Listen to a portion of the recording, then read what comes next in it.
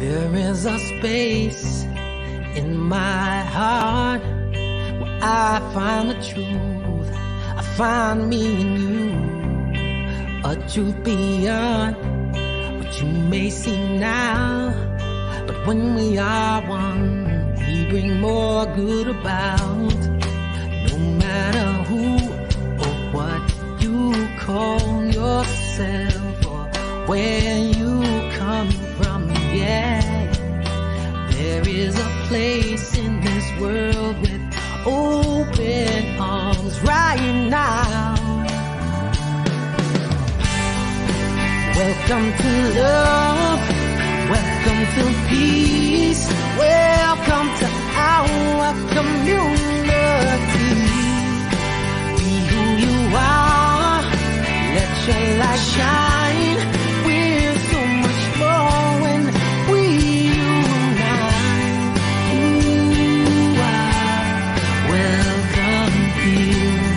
You are welcome here.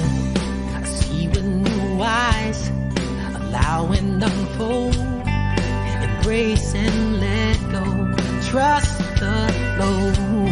There's a freedom in love when you follow your heart. Together we are stronger than we could ever be apart. No matter who or what you call yourself or where you come from, yeah. There is a place in this world with open arms right now. Welcome to love, welcome to peace, welcome to our community. Be who you are, let your light shine. We're so much more when we unite. You are welcome here. You are welcome here. Breathe in and out, slowly feel all that's around you, all that you feel, all that you know. Let it go. Welcome to love, welcome to peace, welcome to our community. Be who you are, let your light shine. We're so much more when we unite, yeah, when we unite, oh, we unite, yeah, yeah, when we unite, yeah, yeah. You are welcome here. Love is welcome here. Peace is welcome here. You are welcome here.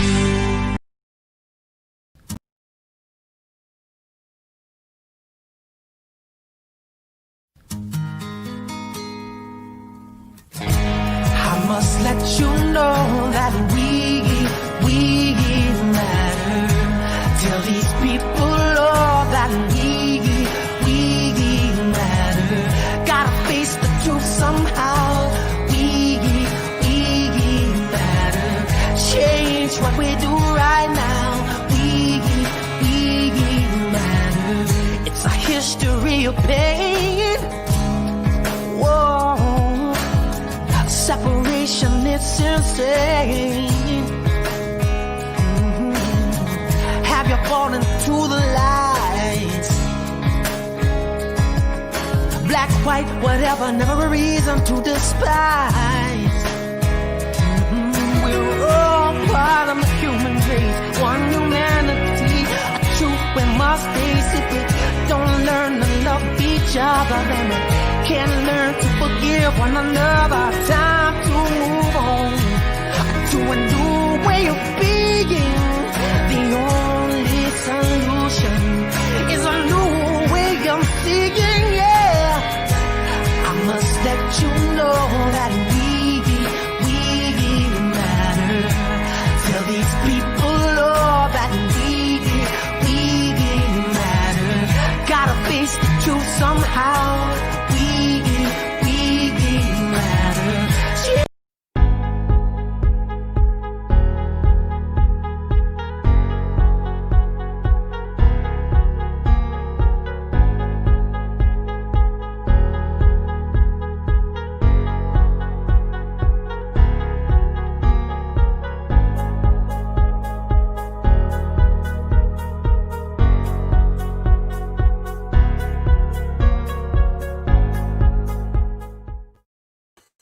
Yes, yes, yes, we matter. And when we welcome ourselves home, we remember we matter. We remember that we belong. No matter what is going on technically, it's all good because there's always someone that's got your back. Thank you, India, for doing what you do. Because I tell you, that took like maybe 80% stress away from me because, oh, wait. Anyway, we're here. We're back. Good morning, good afternoon, good evening, good night, and good day to you wherever you are at this very moment in time. Thank you for tuning into yourself and tuning into yourself first. Taking time to listen. You got to listen to that still small voice. You got to listen to the voice of the divine. It's always broadcasted, always whispering. Not just when you think you're in trouble and there's some issues. I see my internet's kind of jacked up. I don't know. My ancestors are just all up in here. Like, all right, can y'all work it out over there, please? Align with us. Oh, okay, we'll align with you, not the other way around. Okay, let me get myself together.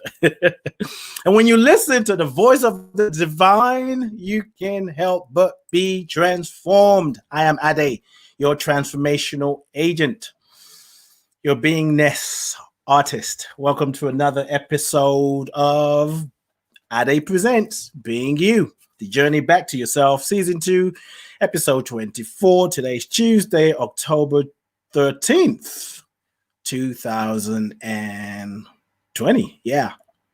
Why are we even trying to follow the date now? It really doesn't matter, right? It's just one lifetime rolled into one. Oh, boy. And I want to say this before I forget. Today's show is in honor of a great spiritual leader. A great, she's a spiritual mother.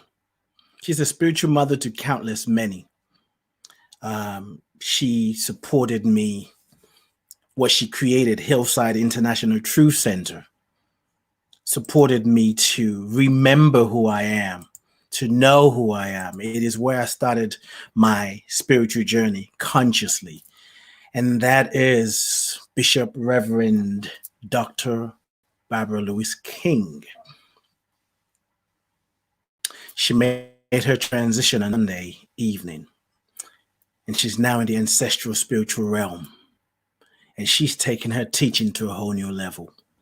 She was definitely she was really my first midwife, a way shower, because at the time when I believed that there's more to life than what I was experiencing, and I found Hillside and her teaching of love, of understanding, of compassion, just it touches me, and I feel kind of something going on here.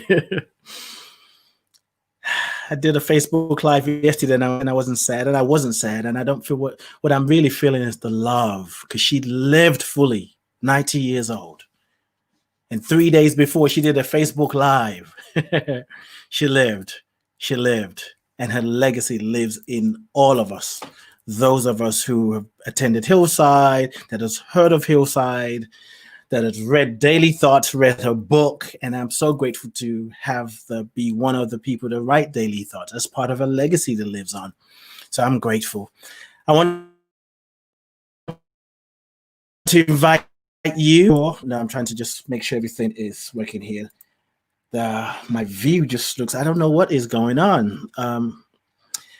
India, what's the view like on your side? Is it kind of blurry? Nod your head a little bit. Yeah, okay. Okay. Trust the process. If I do another thing here, it'll probably take me off. But anyway, let's keep going, and maybe it'll get better. If not, then I have to do something. Anyway, my guest is here. I've been looking to this day. I connected with her about 3 weeks ago, and this day couldn't come fast enough. But before I bring her on, I actually want to do several things. As I said, I had to reboot my computer twice, and it's kind of thrown stuff off. So, being you is a journey back to yourself, where we're inviting you to take a look at how you see yourself, how you see the world, how you see yourself, how you see the world, how you see yourself in the world, and how you see the world in you. You know, you hear me say that every week, most of you who regular listeners anyway. Why is that important? When you take a look at yourself, when you take a look at the world, when you take a moment to see yourself in the world and the world in you, you will activate something beyond words.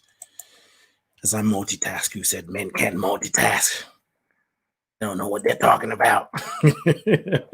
You will access something powerful, something amazing about you. That's what being you is about. And while I pull things up, I'm going to actually share this link with India, my co-producer, who's behind the scenes. So I don't have to think about that, because I'm going to share it with you in our special place, India. And if you can share that for me. So today's topic is ancestral wisdom for times of trouble. Times of trouble, when things are challenging, when things are difficult. And my guest, she is my sister. She is myself. She carries such power. The spirit, the medicine that moves through her. You will feel it when you hear her speaking. If you don't know her, stand by. Just stand by. So, quick announcements. India's going to share a link in there. At that point again, where I'm doing a survey around my business, and would love to have your feedback. Those of you who've listened to my radio shows, interviews that I've done, podcasts, had spiritual sessions with me, maybe you've coached with me, or anything. You've read my writing, daily thoughts, blog. Would like to hear your voice. Would like to hear what you have to say. The link is in the chat room. India just posted it. So, and then the other thing that I want to tell you, every Thursday, 6 p.m. Eastern, 11 p.m. UK time, Ade presents The Heart of the Matter. And this is where you invite yourself to sit on the hot seat of transformation, using the power, the energy of love to activate what is great in you, the wholeness in you that sometimes we're looking for, what is beautiful in you, what is powerful in you, the divine in you. And when you access that, you find that you're living in a place of peace. So it'll be you and I on the show, and whatever you're dealing with, whatever challenge you're going through, whatever you're trying to figure out, I'm yours for a whole hour to help you have a breakthrough. And when you break through, you can break free. You know, you can break through sometimes and still not break free.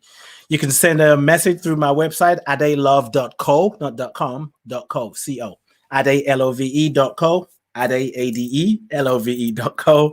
Or if you want to use lifecoachade.com, that's fine too. Or you can send a message through the Being You page. All right. I want to read the bio now.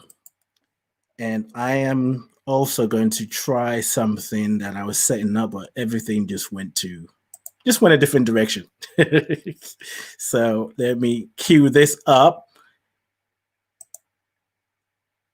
because I spent some time working on this, but then life said, no. All right, let me read a little bit about my guest, my sister. And those of you who are here to hear her, because she has deep wisdom. Her name is Tiffany Pogue. Tiffany D. Pogue. She's a assistant professor of teacher education at an HBCU in the U.S. South, as well as a life coach, a podcaster, and a writer. Her research interests include Black educational history and philosophy, diasporic African spiritual tradition, and community school engagement. There's a lot more I can say about her. And now I want to do something, and I just trust that it would all work together for the good. Because I just heard this is one way to bring her in, to give you an idea of who she is. All right, here we go. Just bear with me. Take a deep breath. If you're like, bring her on, come on. So we're going to do something strange here, weird here, but we're going to work it out. So, India, you got my back? And let's see. I want to share a video. And right here. And India is like, what is he doing? Let me maximize that. No, I need to go back here. If this doesn't work, I'm just going to skip it. But, I know. This is it.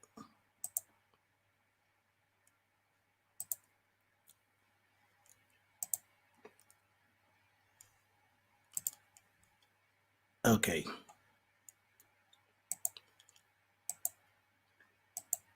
All right, India, can you hear it? I don't hear it for some reason. Hold on, I can't see you. Can you hear it, India? You can't hear it. I don't know why it's not playing. I don't know what the hell is going on today. Everything is just...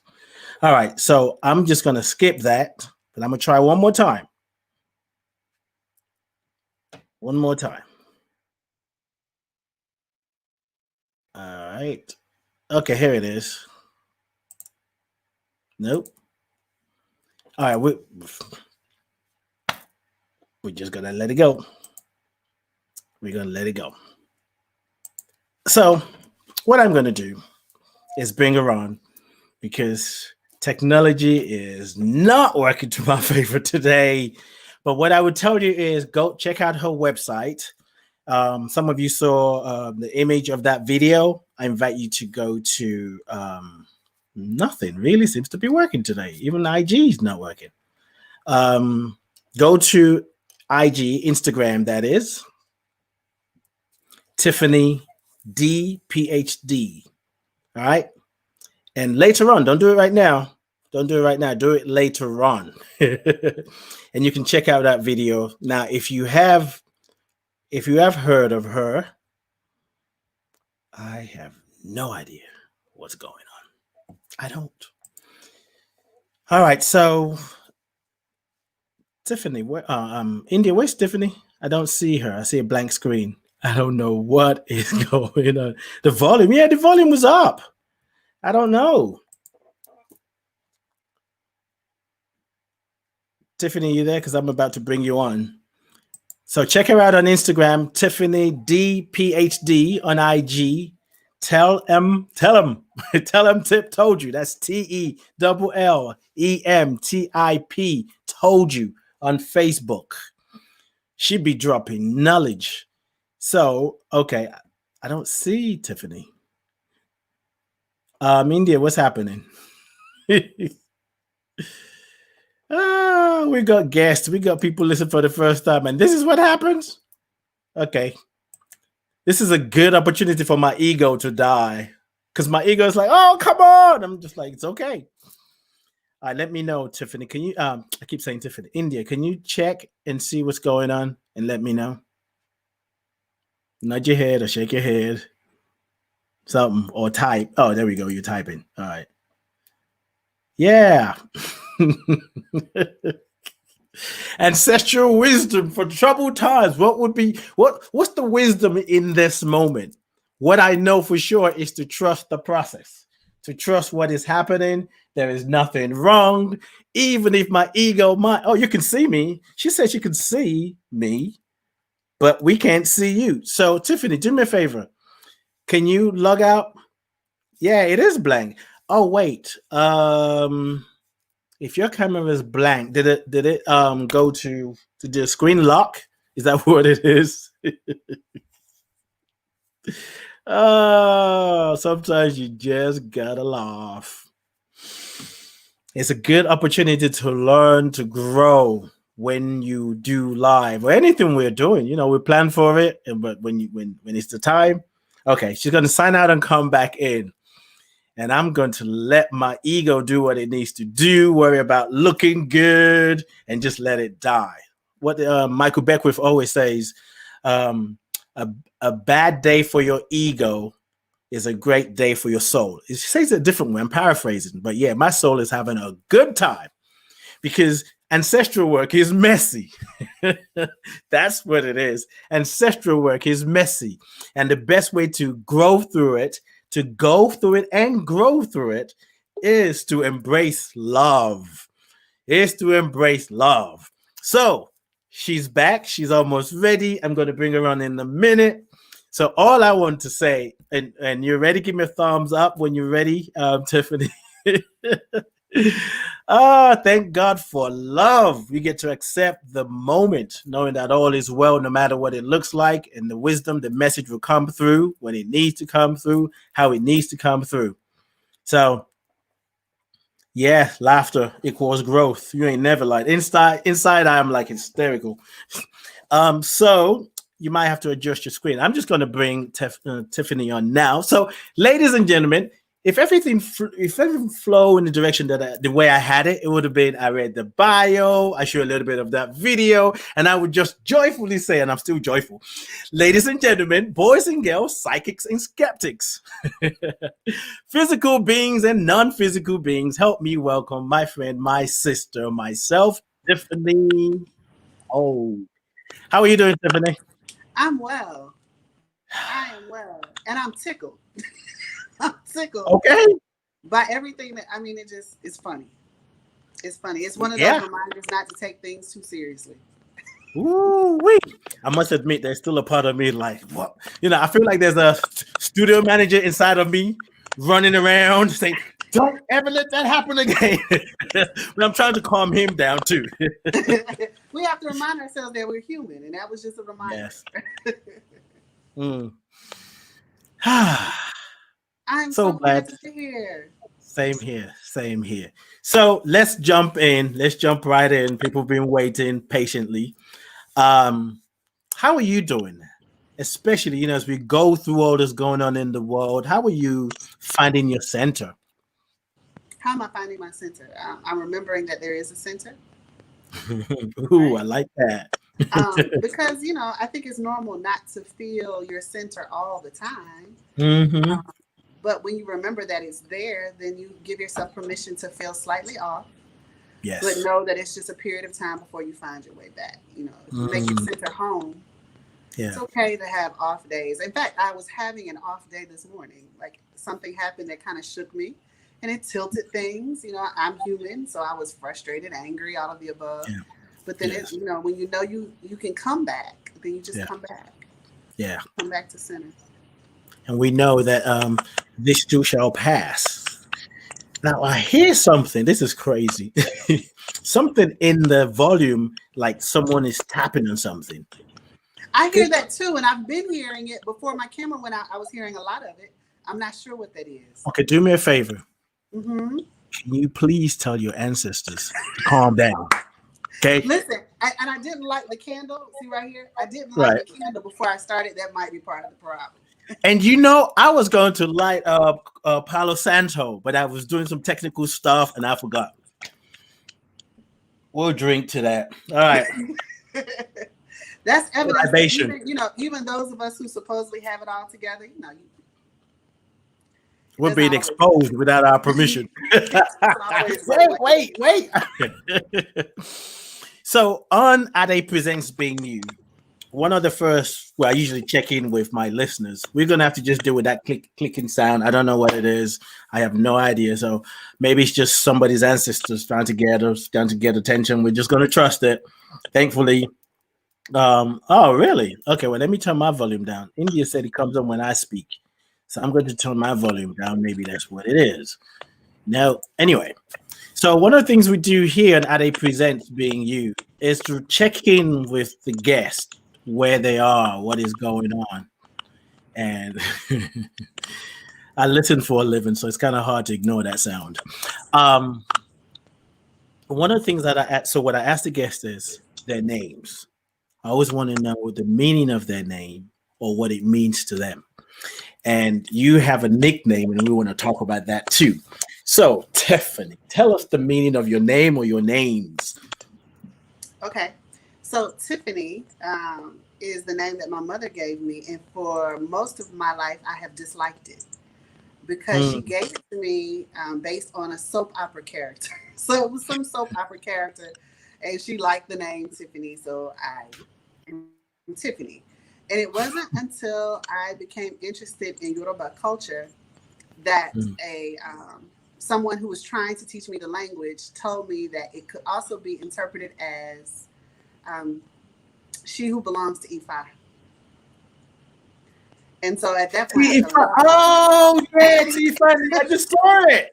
Oh my God. Okay, calm down. All right, go ahead. Right, because we know, like, okay, now, when you break it apart phonetically, it could mean she belongs to Ifa. And for those who may not be aware, Ifa is the Orisha or the divinity who likes study, right? Who documents things, who tells the stories that help us touch into our center, so on and so forth. So once I just, heard that interpretation of my name, I fell in love with it. Because before that, you were hard pressed to hear me say it. I might tell you, yes, my name is Tiffany, but then immediately I would tell you, but my friends call me Tip. So is that how you came up with the name Tip? Because you didn't like Tiffany? Well, it was kind of a family thing. My family called me Tip, and it stuck. And then, as I treat all of my friends like their family. So when they would be around my blood family, they would pick up on Tip, and it just kind of stuck. So were you practicing Ifa when this person told you, or it was later on? I was relatively new to it. Relatively new to it. So I didn't have a full understanding. And it seems as I get older and wiser, then it means even more to me, which is interesting because it became part of my faith. That I believed that, Yoruba cosmology suggests that we choose our destinies before we're born, right? And that I chose a mother to name me this thing that would mean something 40 years later. It's just, it's a beautiful experience to think about it that way. And speaking of, since we're talking about ancestral reverence today and names, I have to tell you that my grandmother, my maternal grandmother, lived to be 100. She was the only person who ever called me T. Like, that was her nickname for me. And she died maybe 8 or 9 years before my youngest nephew was born. I have tried to teach him to call me Nanny. Calls me T. He calls me T, and I have nobody in the family taught him that. That's just what he calls me. Life never dies. No, it does not. They all live in us as us. Right, and names are so important. They remind us of our mission and what we're supposed to be doing. And even something, my mother was not aware of what she was doing. Right? She thought she was naming me after a soap opera character, but our circumstances are far more than what we can see with the physical eye. Right. And then I could even say she wasn't consciously aware of what she was doing, but unconsciously she was being led. Right. You talk about us choosing our destiny. So that wisdom in her drew her to the name. She may not consciously know why she was doing what she did. She's a celebrity. I like the celebrity, but there was so much more. And our names mean so much. There's stories when we dig into our names, even if we change our names, because that's our nature. That's what connects us to our roots. Names matter. Names matter. It matters, and that's why they were trying to change it from Kunta Kunte to Toby, because they know that's your power, that's your strength. And he said, "Oh, hell no, my name is Kunta Kunte." But sometimes life squeezes the best out of you, and you just have to go for surrender. Like, you know what? Call me Toby, and I know who I am. Right. And when we know who we are. It comes back. So let me tell you the rest of the story, right? So I told you I hid my name. And when I first got introduced to Ifa, I begged my then godmother for a Yoruba name. And she was like, well, you traditionally don't get that until you're initiated and all this kind of stuff. I was like, yeah, but I just need a Yoruba name. Right. And so not out of, and those people listening that understand know that this is not protocol, but just out of my begging for her to shut me up, she names me Omiyale. Say it again. Omiyale. Omiyale. Okay. And at the time, now this is a long story for another day, but at the time, my head was marked to Shango, who has nothing to do, well, I won't say nothing to do, but is not a riverine deity, right? He has little to do with water. Right. But years later, when my head was marked officially, I was marked as a daughter of Oshun. So it's amazing that it comes full circle. Yeah. And I was begging for this African name, and I got what I was supposed to get even then. Yeah.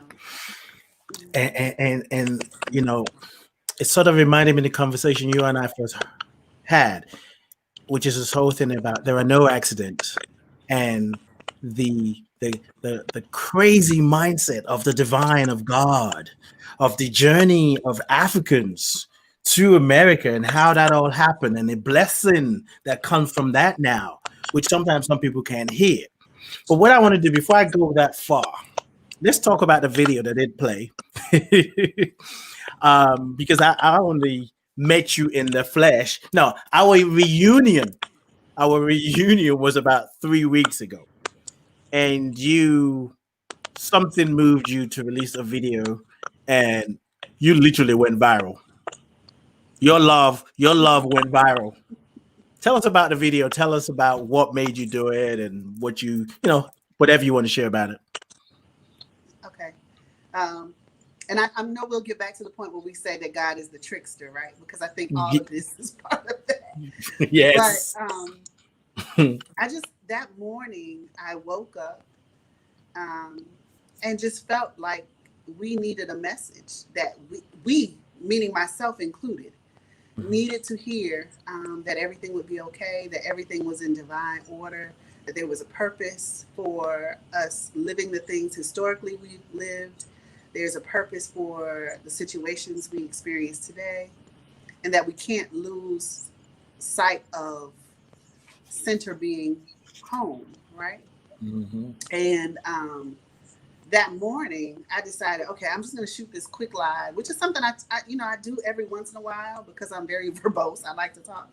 And I'm a daughter of a Baptist minister, so you know how that goes. Oh, Lord. You start shouting. So, it really was just sitting outside that day and trying to say to other people what I needed to hear for myself. Because I know that I have known that it's not just me in this. Like, we all are feeling this pressure. We're all feeling this anxiety. And all of that, despite what we hear about our needing to be strong and needing to be a warrior and needing to be this, some of us just need a hug. Yes. Right. And that's what I needed that day. And so I just recorded the video. I didn't expect for so many people to see it. It really was, just me putting it out there. And I have for a very long time believed that when you plant seeds, you walk away, God does the rest. Yes. And I'm just humbled by the fact that so many people were open to receiving the message. Like, it's not lost on me that you don't have to click it. You don't have to listen past the first 2 or 3 words, but that so many people listened and were open to the message and saw enough in it to share it is incredibly humbling. But it also speaks to, I think, a need that we have to be more gentle with ourselves and with other people. Yes. Yes. My mentor and friend, Reverend Deborah Johnson, sent it to me. I think it was like on a Friday night. And she just sent the video. She didn't say nothing about it. And I clicked it and I was sitting right over here. I'm looking at the video. Like 2 minutes in, I was like, who is this woman? Oh my God. I was just feeling, especially when you talked about the book, was it 2000 Seasons? And then you said, if you don't read the book, just read the prologue. I'm like, damn, what kind of book is that? Because I knew that was a warning. It wasn't don't try this at home, but you might not be able to try this at home. I was like, I want to find that book. And as I kept reading, it was just, I felt the power, the truth, the wisdom in it. And including what you said, side by side, what you downloaded, those who listened and watched it and heard it needed it. So when they played it, it's because their soul wanted them to hear that. Because we're living in a society that's very violent. We live in a society where we have to fight back to get our right. Sometimes you got to fight, but you can't stay fighting. Because after a while, you get burnt out and you don't even remember why you were fighting. And the message, when you talked about, what did you call it? Righteous emotions? Our righteous emotions, right? Yeah. They're from a healthy place. Like, yes. I think sometimes we are so conditioned to be, especially because I see myself as a scholar activist, right? So activist is part of my identity. We are conditioned to believe that means a constant battle, right? Mm-hmm. We're in this to be on the front lines, and we need constant battle, but we also need rest. We yes. also need love. We also need compassion for self and others. And if that's not there, then, I mean, our inability to be as strong as we can be on the battlefield will be there, right? Mm-hmm. You can't be strong if you're not taking care of self. Right. And I think that's what some of us needed to be reminded of. I also think some of us needed to be reminded that those emotions are normal. Yes. Right. Yes. No matter how strong you want to be, it is normal to be afraid. Mm-hmm. It's normal to be anxious. Yes. Yes. It is normal. It's human. It's not something that we even need to judge. It's something to recognize. And if we sit with it, if we sit with that anxiousness and recognize, I'm anxious, I'm sad, I'm afraid, I'm hurt, I'm angry. We sit with it long enough and we listen, we just might get something bubble up. Right. The interesting thing is, it seems like when we are vulnerable, when we're feeling raw and tender and afraid, we think that's the weakest place to be. It's actually the place where we're in God, completely butt naked, just with God. Because you're like, I don't know what to do, I'm scared. And it's like God goes, now I can show you what's possible. And we are really surrendering to God within. We're surrendering to our own power. But we don't remember that because we're constantly being told, oh, you got to hustle. You got to stay in action. You got to fight. Don't give up. I have a little bit of issues with those who believe in freedom should not rest. I understand. I get it. I am naming names, but it's like, no, you got to rest. Nature rests. Right. If nature doesn't rest, it won't produce. If we don't rest, we can't produce. We can't create. And as an activist, you're activating the solutions, the answers within yourself. So if you don't rest enough to activate what wants to be expressed, we're going for a depression. We're going for a burnout. Right. Audre Lorde reminds us that self-care is a political act of warfare. Like how we have come to define rest is in a very colonial way, right? That rest means inactive. Yes. We have to shift a little bit and understand rest. Time for soul imagination is part of activism. It is part of political warfare because it gives us an opportunity to tap within to the deepest parts of self. It gives us opportunity to learn to think more deeply about strategy. And it gives us an opportunity to connect more deeply with people who can become comrades. Yes. We can't do that if we're constantly, one is very outward facing, right? Outward facing all the time. And sometimes there are people that need to be outward facing, right? I believe we should take turns in rest. Right, but there are people who need to be outward facing. But sometimes there needs to be, and I think this is what the video spoke to in a lot of people, is that there needs to be some inward facing. Sometimes you got to rest and put salve on the wound, right? And I think that's what it is, that we have to redefine rest and understand that rest is a necessary part of activism, especially if you're going to be here. Yes. If you believe, if you are being pulled by a vision, if you have a vision for yourself, for your family, for humanity, rest is important. And I have an acronym for that I created for rest. REST, release every stressful thought. So when we take a moment to just release every stressful thought, we need to do that, or else we just keep recycling the stressful thoughts. But the rest, you can take a nap. You can just sit your behind down and just daydream. And there's so many ways we can rest, but somehow we think that's not being useful.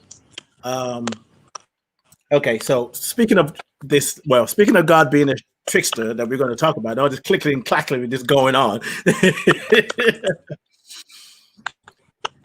When the video went viral, when you went viral, was there a part of you that went, oh shit? Huh? I was about to say that is hard for me to hear. Hold on, my kid, I don't know what's going on.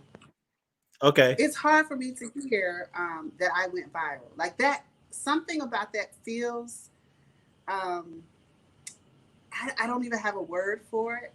I tried to explain this when we talked the other day, but I don't know that I could clearly articulate it.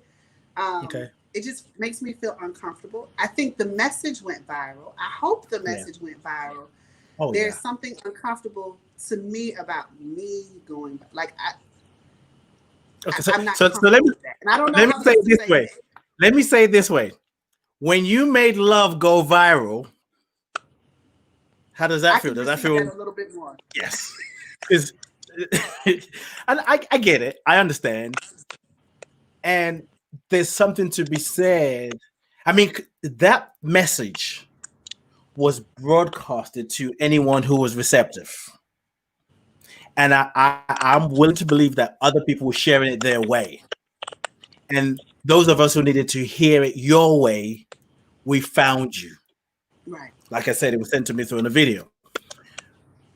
When that happened, was there a part of you that said, oh boy, I don't know what's going on here. This is bigger than I thought.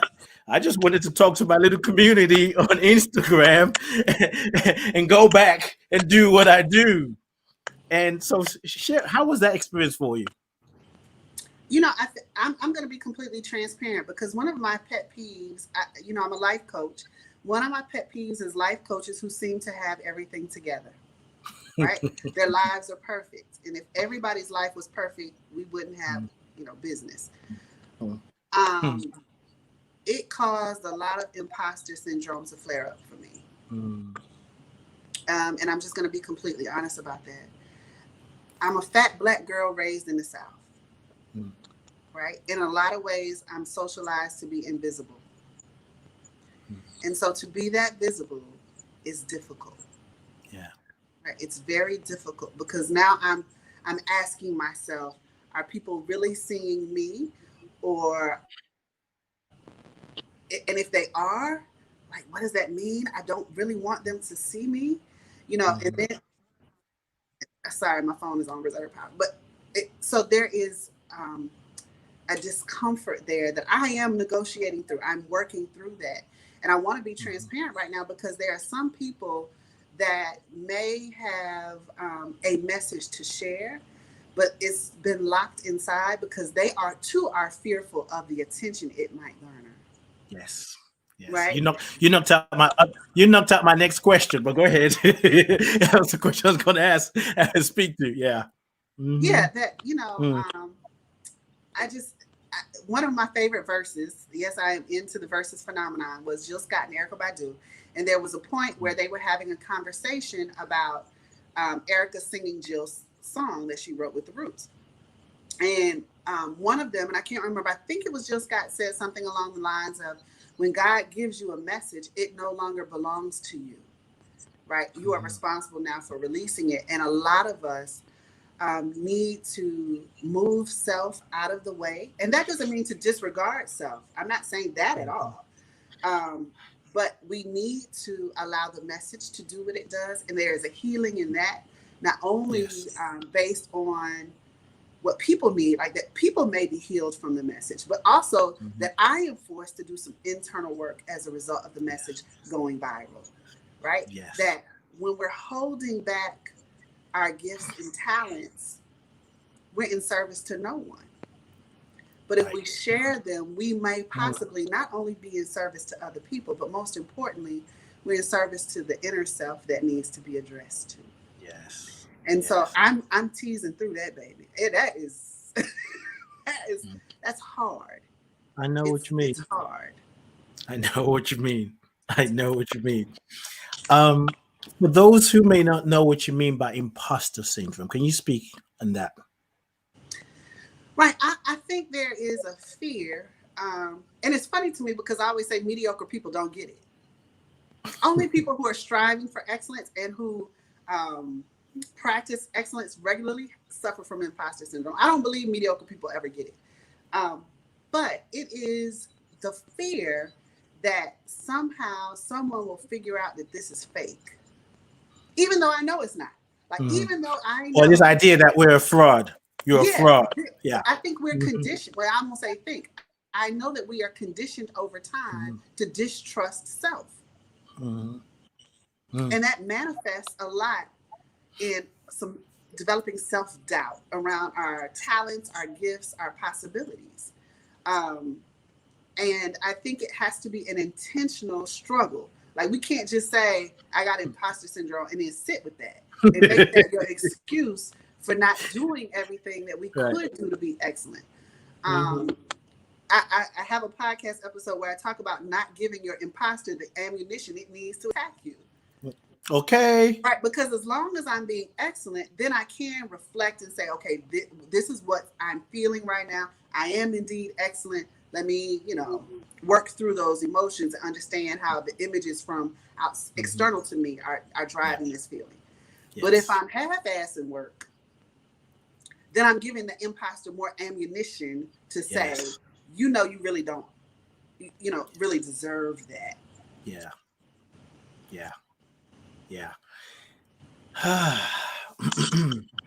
Everybody take a breath and just breathe that in and feel the power in that. And what I'm hearing as I listen to you is in making ourselves available, however that is. Because for everyone is different. I mean, I describe you as a spiritual teacher as well. It's like your work is what it is. It's not better than anybody else's. It's just how you deliver the message. Like the human body, every part has its own function. And I what I'm sensing and really getting clear about is when we open up to the message, however that is, it is an opportunity to heal. Because the voices of fear, the mental chatter, have always been there. But we've now chosen to move forward in spite of the voices of lack and limitation. You're not good enough. You're nobody. So when we step up, it gets louder because the voice is like, what the hell are you doing? You're going to expose us. You're going to make people talk about us. And the work is to just stay with the message, stay with the art, stay with the idea, stay with the vision, because eventually the energy of the imposter or the voices cannot match the new awareness. Right. And as an activist, that is really what we're called to express and release, to bring a new way of speaking, to bring new ideas, to download new ideas so people who are demonstrating can demonstrate this new idea, as opposed to repeating, reacting to what we say we don't want. And it's scary. Well, we have to keep moving forward. We do. We do. And part of that moving forward is to recognize that voice, that internal voice that says you're not enough, is not yours. That's right. It was put there, right, by a system that depends on you not knowing fully who you are. Yes. But understand that is something external to you too. And you don't have to internalize it. So this is what people have said about you. This is somebody else's voice that's been internalized. You do a lot of work with Black women. Mm-hmm. And I really just don't have any patience, any time for any kind of oppression, injustice, all the isms. So along all the isms and the injustice, one of the others, another one that makes me quite mad is this idea of being an angry Black woman. And what I find very sad is once it's internalized by Black women and it becomes a driving force sometimes trying to overcompensate for not being an angry Black woman, which really they're not. It's the fear of those who have oppressed you. They know what they've done to you, so they call you angry. So they can label you. How do you work? What would you say to Black women who are listening, who consciously, unconsciously are having to fight not being the angry Black woman, or saying, yeah, I'm an angry Black woman, now what? In order to get to that place of center that we talked about later. I am much of the latter, right? You think I'm angry good, right? Mm-hmm. But my mentor taught me a long time ago, Imwali Mushuja taught me that every system protects itself. Mm. Every system protects itself. Mm. And one of the ways that this system protects itself is to present that mythological stereotype of the angry Black woman so that we don't live in our emotions. Mm. How do I want to say this? I'm trying not to nerd out. Y'all have to forgive me. That's who I am. Go ahead. We're there with you. That's why we're here. We're vibing the same frequency. You just be you. Okay. So, and if I feel like I don't get it, I'll ask the question. You pull me back. Okay. Pull me back. That's right. So, in philosophy, there's a concept of epistemology, right? Or how knowledge is produced and what knowledge is valued or valuable, right? Authentic and real. Right? Yeah. What knowledge matters? How do you know what you know? And as people raised in a westernized society, what we know, we are told to be logical. We're told to measure. We're told to experiment, to weigh, to document, so on and so forth. And a lot of woman power, this is just Tiffany's thoughts, a lot of woman power comes from emotion. A lot of our knowing comes from emotion. Yes. We feel it first, right? There is a knowing, an authentic, a real knowing that comes from emotions. And one of my biggest complaints of some of my people is that they will constantly tell you, because I don't even think they mean to be reinforcing this mythological stereotype of the angry Black woman, but they will tell you, or they'll try to gaslight you in a conversation or a dialogue and say, you're in your emotions. Don't be so emotional. Right. As if that is saying you're illogical, irrational, and it doesn't have merit.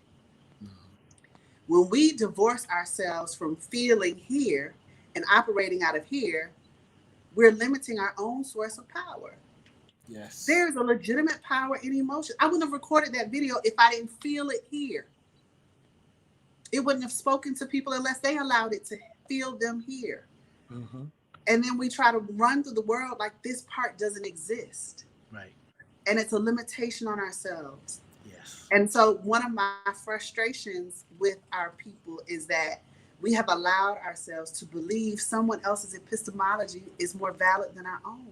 Mm. There is a sense of knowing that I want us to tap back into. And I want my sisters to reach a point where you think I'm the angry Black woman? Tell me I ain't got enough to be angry about. Okay. Right. That's what I mean by righteous emotions. Mm-hmm. It is righteous. Listen, how do I give birth to civilizations that hate me and not have a rightful anger and sorrow tied up in that? Mm-hmm. Right. Mm-hmm. So I think it's a way of making us small, of shrinking us down. Yes. There are people that cannot handle Black women who are too big. And their first defense is to make us feel small. And one of their chief strategies is to try to divorce us from the emotion. Yes. So it's important for us to feel whatever we feel. Yeah. Yeah. Because without emotions, you become depressed. With emotion, you express. Emotion creates. You can hold the thought of I want whatever you want, a relationship, a future with a big house, whatever. If you're just thinking it, it ain't gonna happen. And And let me if it say does this. happen, you can't sustain it. Right. And let me say this. When it comes to men, right, he's passionate, he's driven, he's this Mm-hmm. and that. But when it comes to, she's in her emotions. She's Yes. emotional. Right. Yeah. Nobody would criticize LeBron for celebrating the way he celebrated because Mm-hmm. he's passionate. You know, Mm-hmm. he really believes in his craft. But let me come into a classroom with that same attitude, and Yeah. now I'm crazy. Yes. It's like, ooh, she's a bit much. She's too Right. much. So I think there is a tendency to want to divorce women from that source of power, and I think because of that socialization, some women are also uncomfortable with that source of power. The work that Mm-hmm. I do is to try to help us realize that it is a source of power. Yes, it is. And especially when we live in a patriarchal society where we don't even understand the feminine energy. Without the feminine energy, the emotion, nothing is created. You have billions of sperms running around to find one egg. That should tell us something. They're like, me.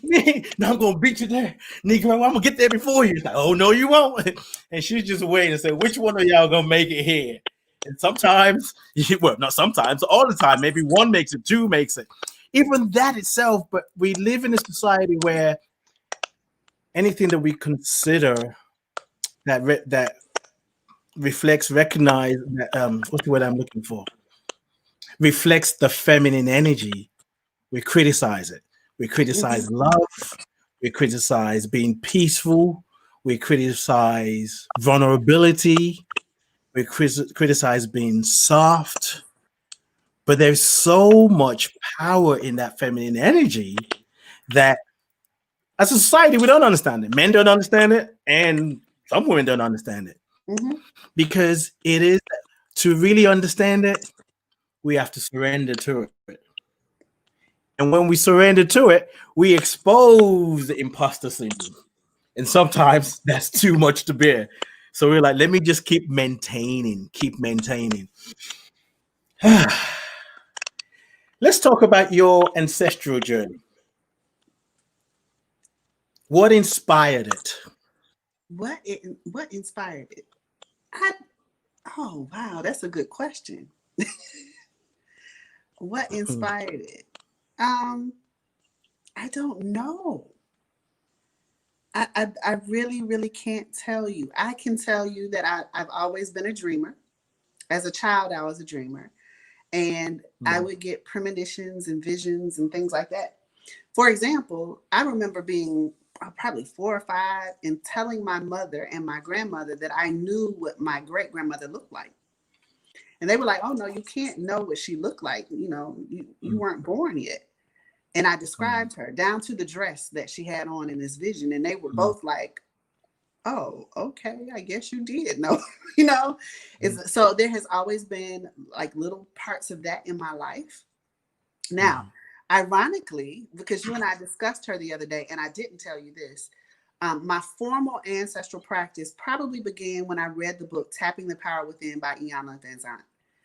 And I was like, oh, this is how I do it formally. Okay, let me try this. And I set up these things, and the dreams got more intense and things like that. And so I reached out to some what I call now ritual specialists who were more experienced with ancestral reverence to learn a practice.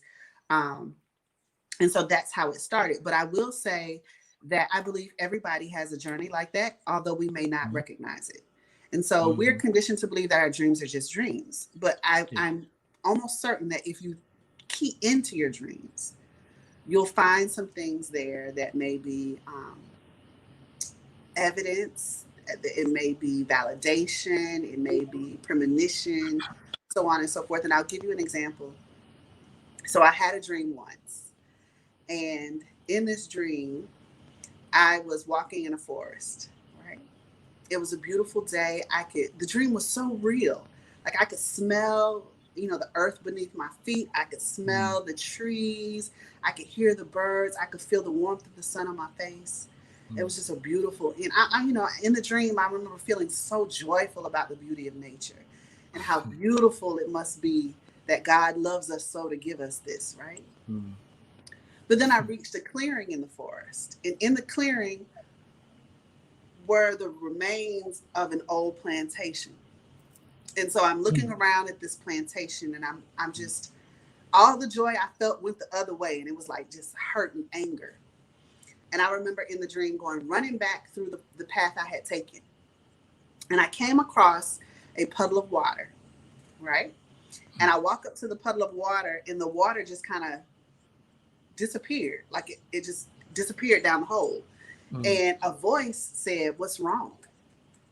And so I was like, I'm sobbing. It's back there. I tried to, and she was like, it was very clearly a woman's voice. I never saw her, but I felt her hand on my back. And she said, "Let's go back. Let's go back and look." And she made me walk back to this plantation.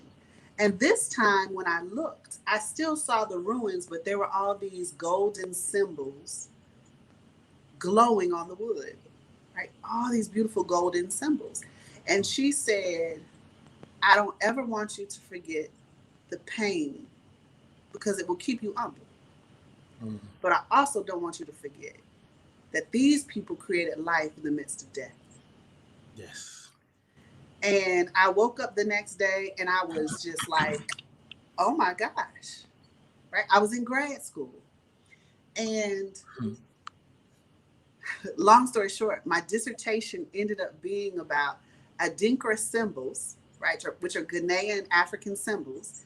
Adinkra symbols in the ironworks of Mobile, Alabama. Mobile is my birthplace and the site of the last slave ship that came into the U.S. That research study came directly from my ancestors, came directly from that experience, because I was riding in a car, visiting one uncle, going to another uncle's house, and just looking out the window and realizing when I looked at the buildings, look at these symbols that I know are Adinkra symbols. How did they get to Mobile?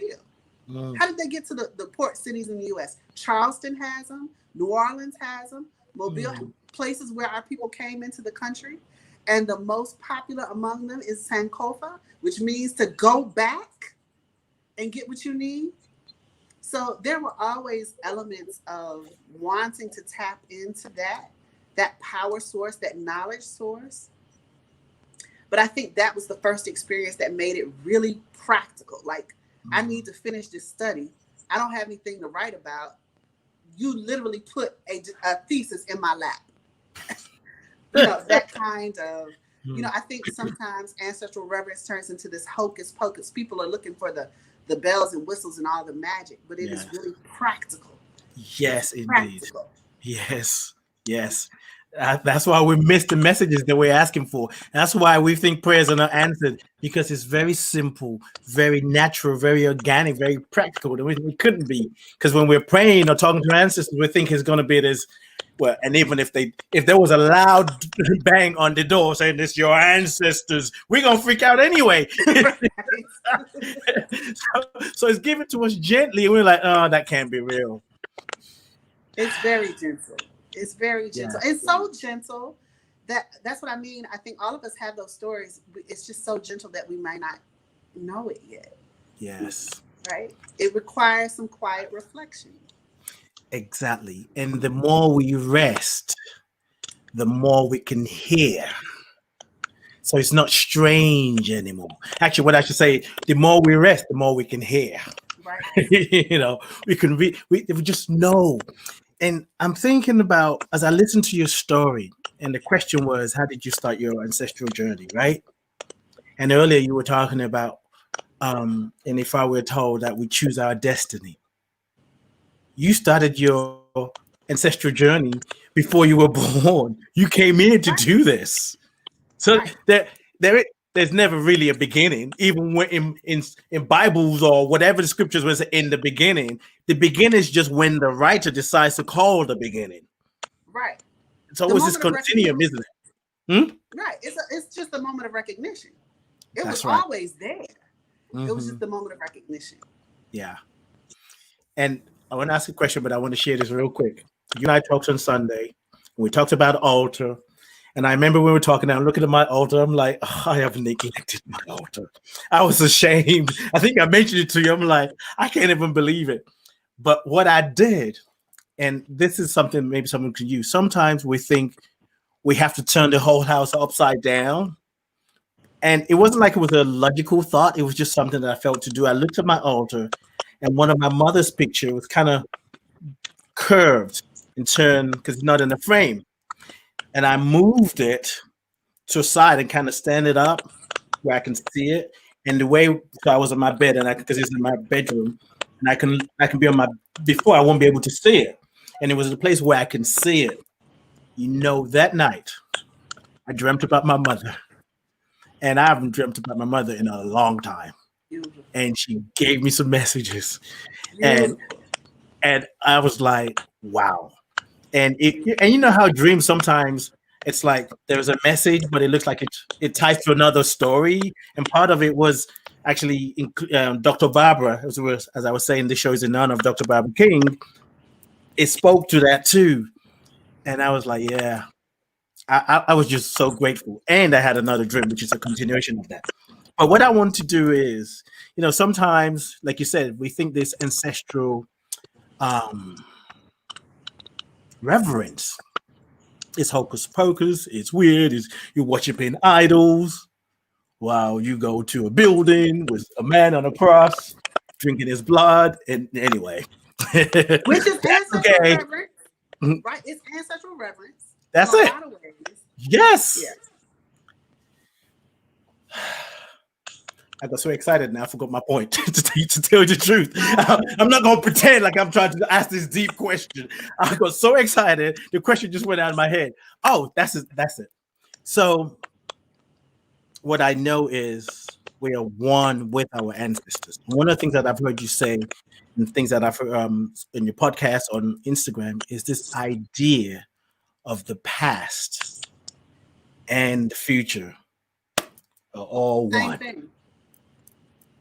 Talk about that. It's the same thing.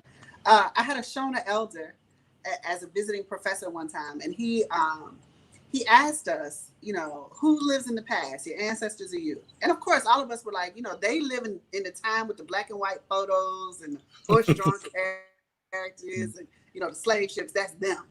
And he was like, no. They march in time ahead of you. They have experienced things you have not experienced yet. Death, right? They've experienced death. You've not experienced that yet. So they are still having experiences you have not had. Right? It was a fundamental shift in how I understood time and space. A fundamental shift in how I understand. That's doing something to me as I listen to you. Okay, go ahead. That's like literally, I am my ancestors. The eggs of my great grandmother are still in my womb. You know, it's still in my body. Their blood is still in my bones are made of their DNA. I am literally them. Therefore, the past, present, and future are always one. Always. And one of the biggest distractions on mankind is to think that it's linear and that these things are not related. That's why it's so important to understand history. Because in my understanding history, I have a better understanding of what's happening now and the possibilities for the future. I can't do that if I'm constantly thinking what is past is no longer important to me. Right? And that's at a macro level and a micro level. Me understanding that how I approach my romantic relationships, for example, is directly impacted by how my grandmother understood love, how my mother practiced love, how I observed love, how I interpret love, so on and so forth. It's all past, present, and future right there together. Yes. It's we have to keep decolonizing our minds and how we see the world, how we see ourselves. When we remember, when we recognize that the past and the future are one, and the past and the future meets right where I'm at. So I am the past, I am the future. So when I am loving me, I am loving my ancestors. And I may be healing. I may be healing some things. Oh, yes. For them that were in the past, and for my children's children. Exactly. Right. I am responsible for that, not them alone. When we refuse to do the healing, then we just put the healing on layaway. We pass that on to our children. And when we make a mistake on just focusing, oh, that's generational trauma. Yes. But are we talking about it because we want to heal it? Are we talking about it because, oh, there's just so much we have to deal with in order to move forward? No, if you recognize it, that means you're next in line to heal it. And that's what we hear. Well, not only that, but it also means that in the problem solving, in the healing work, I understand that my elders and my children have a role. Mm-hmm. Right. A lot of times, this is why I love Ella Baker so much, because she purposely included young people in her activism, because she understood that we are not fully whole unless we're thinking about all the generations present, ancestors, elders, and children, and ourselves. Yes. That the healing comes from a collective healing. Mm-hmm. And we have to condition ourselves to understand that. Healing happens in community. It happens in community. So let's move that to the healing, love as a healer, love, unconditional love. We can talk about the stories we can all gather, and because sometimes the negative gets highlighted more, what our ancestors went through. And it's actually interesting. I'm just thinking about this. Usually when you hear white people talk about their ancestors, they're glorifying them. Oh, always. They're glorifying the history and all the things that they did. But look at yesterday. Yeah. Right.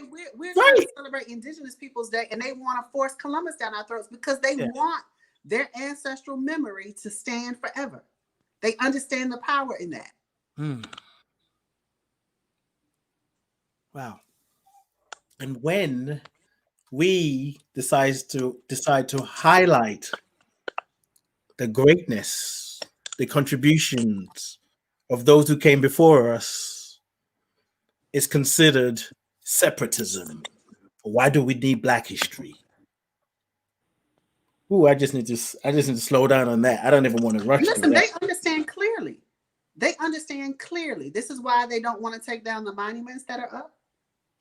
This is why they want to celebrate President's Day, right? Columbus Day. They understand the power of calling those names. They understand the power of symbolic representation of their, conquests.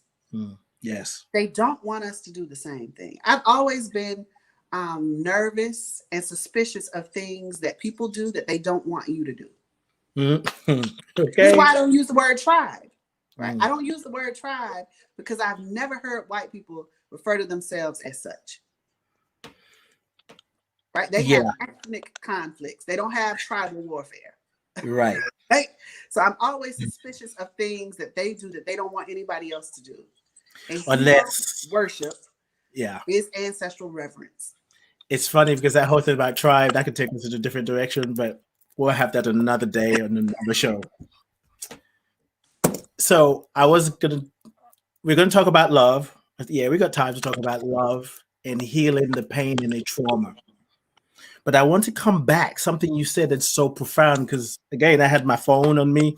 And I remember looking at it and I was like, damn. When you said, I'm paraphrasing, white supremacy needs us to survive. Or something like that. That's not exactly how you said it, because I don't feel that. The way you said it was just like, it cannot survive without us. Right. It exists. That's right. Can you speak more about that? It's almost like, imagine that I have a rope, right? And victims of white supremacy are tugging back on one end, and white supremacy is tugging back on the other end. And both actions are necessary to keep the rope taut. Yes. The moment I let go, right? The relationship is severed. Mm-hmm. And in a lot of ways, we are conditioned to believe that this reality is the one that has to exist. It does not have to exist. I can decide, we can decide collectively, we don't believe in excessive capitalism, right? We can decide that tomorrow. We can decide that emotions have a legitimate place in the workplace. We can decide that. What is keeping us from doing that is resignation, the belief that this is how it has to be. That's what I mean by white supremacy. It depends on our involvement. Because the moment I realize that this is not how it has to be, I do something else. Yes. I don't have to. Listen, I have reached a point in my career, and probably my age more than my career, but I'm not finna do that. No. And that's what I want all of us to reach that point. Do you add, oh, hell no to that. No. You want to pay me to be at some rally called Blexit? I ain't finna do that. You know, that kind of making a decision. Yes. And the decision to understand that not all my skin folk are my kinfolk. And letting them go when they need to be let go. Right. So let's speak to somebody who's saying, yeah, sis, I've been following you, but if we let go, we're just giving white supremacy and all the injustice more power. We just let them do whatever they want. We can't let go. That's not what that means. That's not what that means. Toni Morrison, who I love dearly, one of her interviews that struck me very much was she said, racism is a distraction, right? Because it requires that outward facing for me.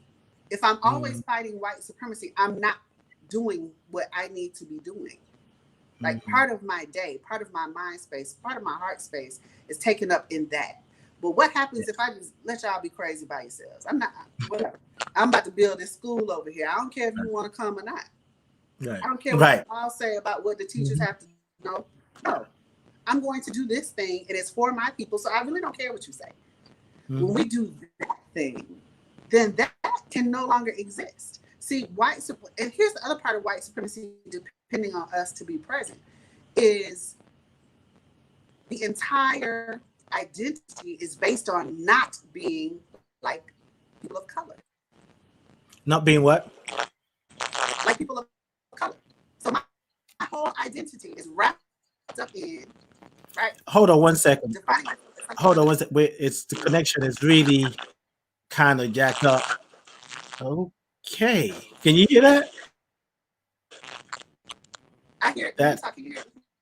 Yeah, it's really, I don't know if the listeners can still hear you because I wanted them to hear what you're saying.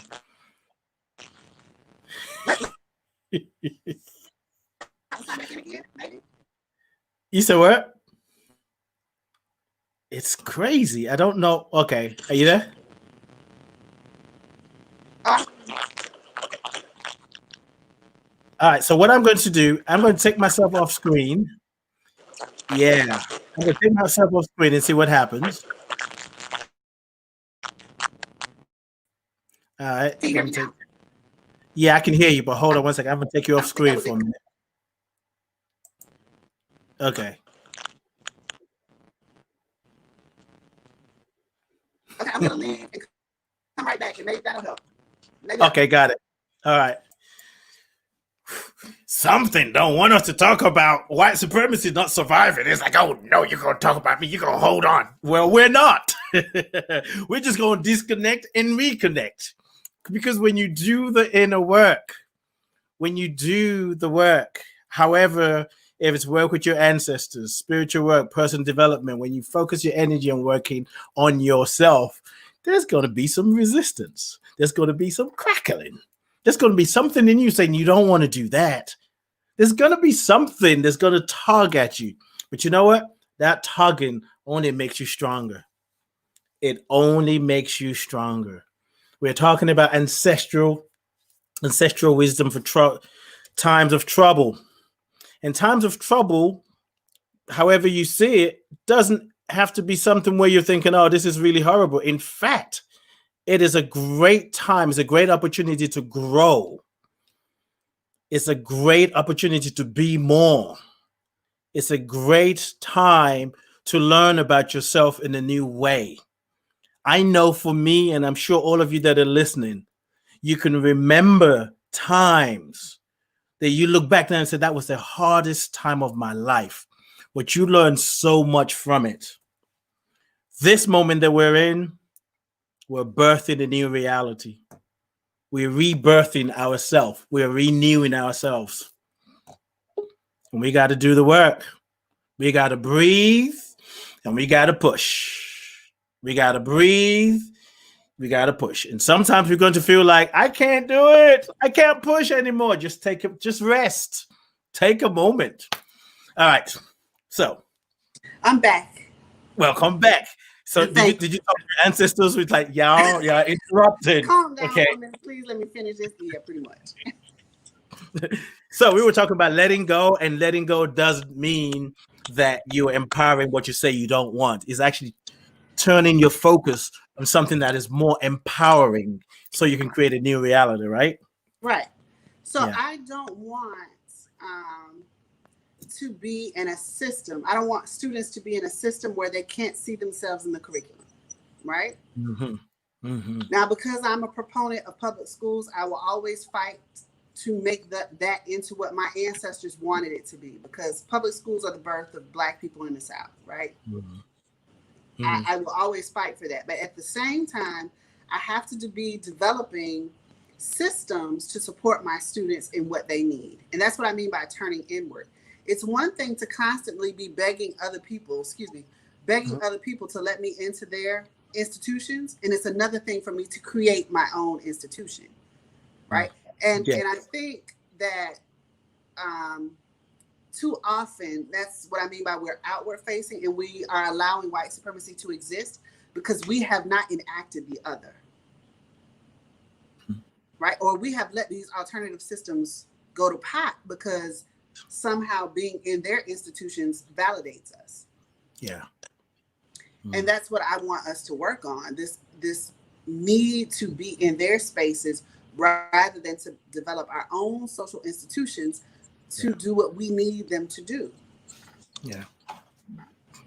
And I think part of that as well is willing to risk having a new identity of ourselves outside of the identity we had based on how it is or how it was. And that whole process of discovering ourselves, having a new identity, is what changes everything. Right. And an identity based fully on what is good for us and not just defensive posturing. Yes. Right? Yes. I realized that in my career, I no longer wanted to be, I'm very good at CYA, right? I document everything. I keep my records tight because you're never going to come back on me and say I didn't do or I did do, right? But I also realized that I wanted to enter a space where that wasn't necessary. Like, I'm not going to do that anymore. Yeah. And before I fully have to depend on a job that prevents me from doing that, I'll create my own. That's right. Yeah. Anything that is asking us to not be fully who we are, I think is damaging. And it's an enemy to what we could be. Indeed. And we can't allow that to happen. And whether it's a romantic relationship, a marriage, anything that is getting in the way of what we could be, what we know we are, to using our power, it's got to go. Exactly. And got to go doesn't mean we have to fight it. Right. It means facing it and making a different choice. And I'll use your word. It means surrendering to that's your reality. It don't have to be my reality. Yep. That's the invitation. I think, sometimes we put too much energy into making something what it's not. Mm-hmm. It's not that thing. This relationship, my father, when I got old enough to date, he started saying, you cannot make a mule into a racehorse. You just can't do that. It's impossible. And you get old and gray trying to do it. Right. And I think in a lot of ways, we need to remember that in all our relationships, all forms of our relationships, that I can't turn this thing into something it's not. Right. Yeah. And whew, there's so many places I want to go with that statement, turning something into something that is not. And we even do that with ourselves. And we think that's how we're supposed to be because we have been told whether we consciously subscribe to that way of thinking or not. It's in the ethers. So we think God wants us to be something that we're not, or else we're going to be punished. So that idea runs us on so many levels. In relationship, we think we have to be something we're not. And then the moment we say, this is tiring, I can't do it, everything falls apart. And we think that's a problem, which is actually not. It's a good place to really build. Right. It's Yes. together. Yes. And I was thinking about something we talked about on Sunday, and you talked about making a mule into a racehorse. And I said, okay, I'm going to go. I think we've talked about love without saying love in all the conversations we've had. And anybody has questions, feel free to share it. But something you shared with me on, yeah, we got more to talk about. We just got, because I was told, Spirit said, don't plan your questions in advance. Just show up and have a conversation, which is what I love anyway. And usually I don't go through questions when I interview people. I just have maybe one or two and just be with my guest. But this is jumping on me, and I think I'm paraphrasing here. You went to a retreat or something where, or maybe some young boys were going through a rites of passage, and they were told the woman is the garden and the man is the fence. The woman is the garden and the man is the fence. I mean, I don't know how it's landing to the listeners, but even just saying it, I feel like I just want to meditate. I feel like I just want to contemplate and just stop. And for many reasons, because when you talk about that colonized mindset, we have been conditioned, programmed to fight for the fence or the garden or digging things up that don't need to be dug up or watering when it doesn't need, because we're trying to prove ourselves that I'm not just going to be here, be a fence. I don't need protection.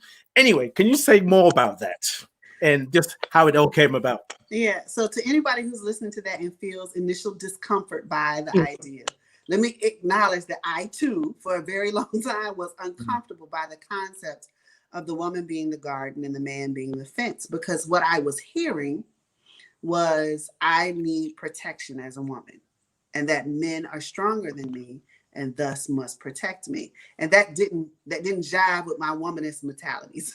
It just didn't make sense to me until I was having a conversation with one of my best friends, Brandon Simmons. And Brandon said, of course that makes sense. Gardens produce.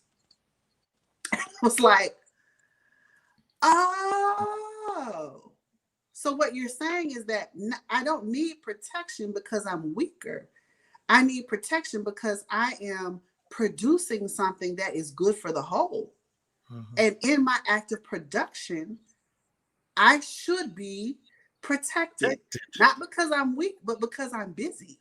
And because you're valuable. And because I'm valuable. And I was able to hear that in a completely different way. Like I couldn't hear it like that before.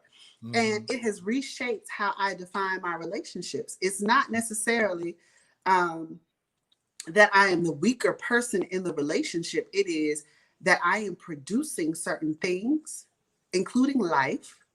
And during that production, I need protection. I need to feel protected.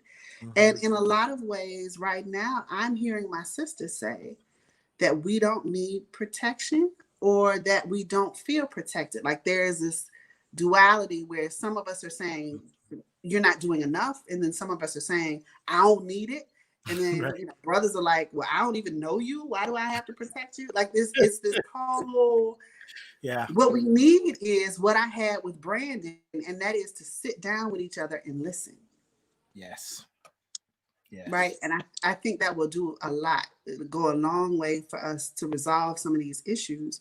I do think my sisters deserve protection. I deserve protection.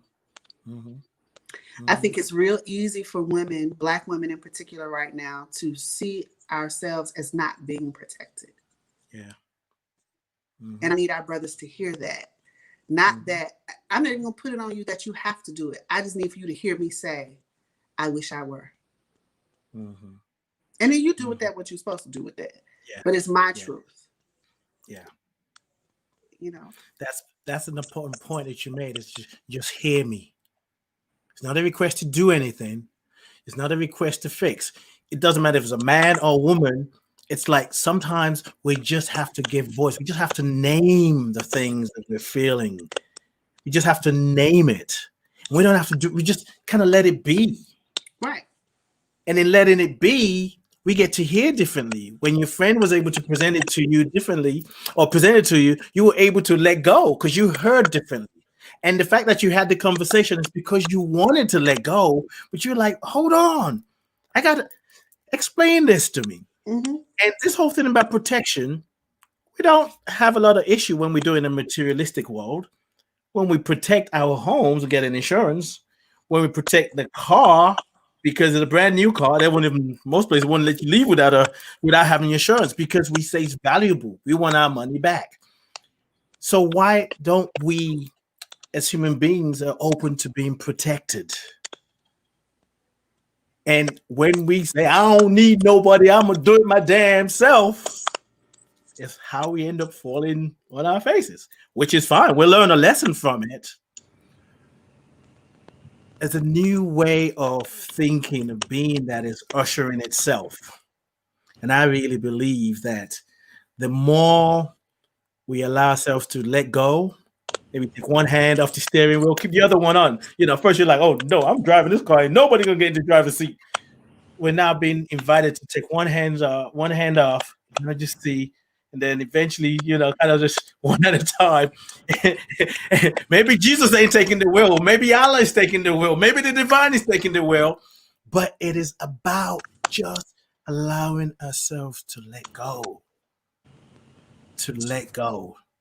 And for me, the ancestral wisdom is that it is simple. It is very simple. It's almost time to, it's time to release. What do you want to say about love? Anything you want to say about love? Because I keep feeling I want to throw that to you before we go. What do I want to say about love? I think you and I had a conversation in that love is a reflection of how we see ourselves in a lot of ways. And so if the romantic relationship is not working,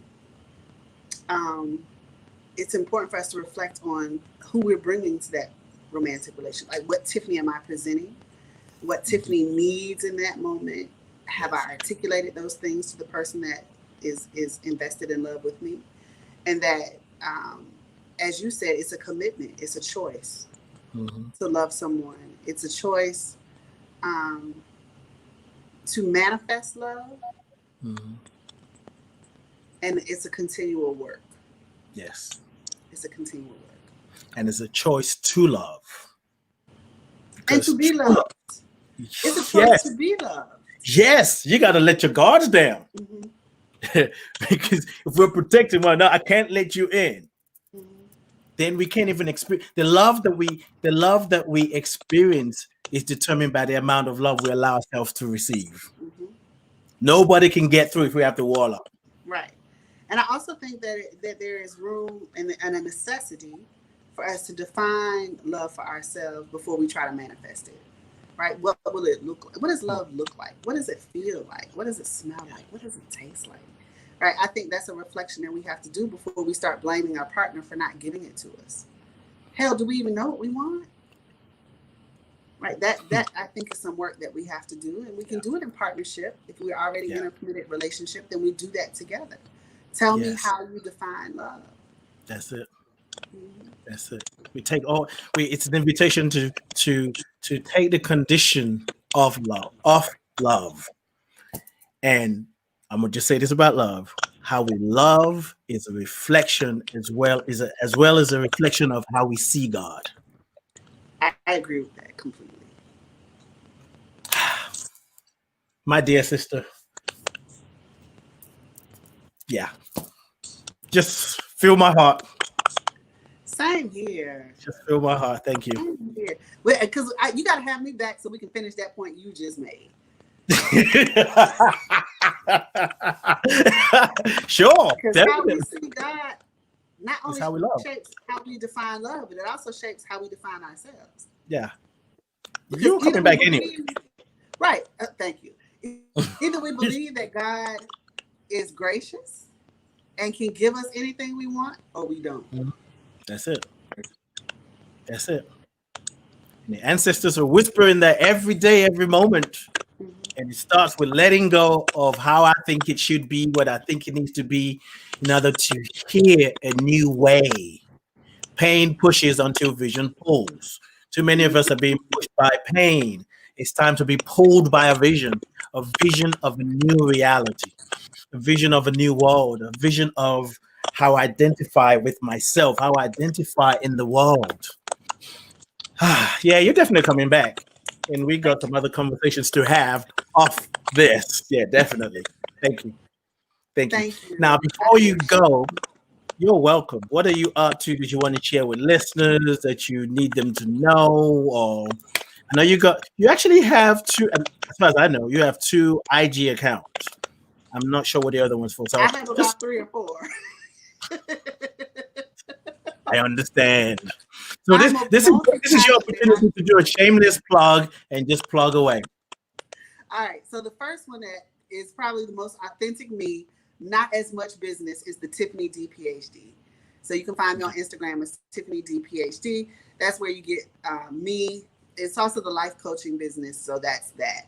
I do have a new Instagram account that I'm very excited about. It is directly from spirit. So I'm working through some messages to figure out what it's going to look like. But it is on IG as Porch Women.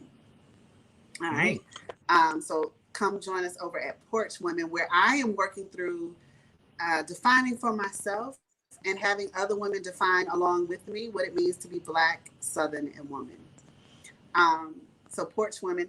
And then I definitely want you guys, if you care anything about education, to please follow Teaching in the Urban South.